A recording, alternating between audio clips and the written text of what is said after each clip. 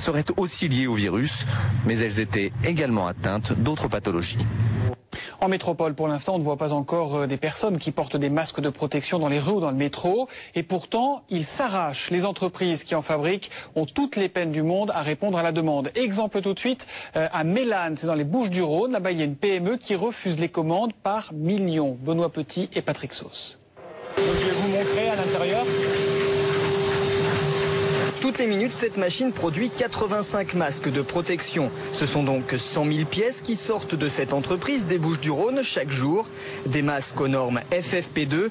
Leur solidité et leur perméabilité sont testés. Des contrôles de qualité encore renforcés.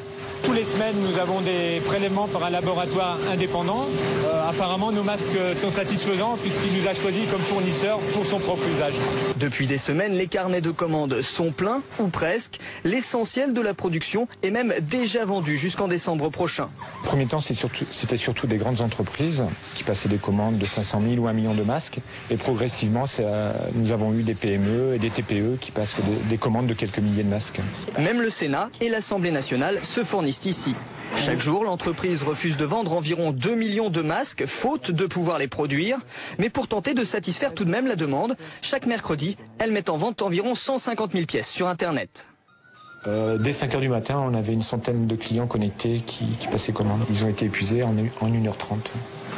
Dans cette entreprise, les machines tournent à plein régime, nuit et jour. Et pourtant, il est déjà très difficile de se procurer des masques comme celui-ci aux normes FFP2. En France, seulement 6 entreprises les produisent.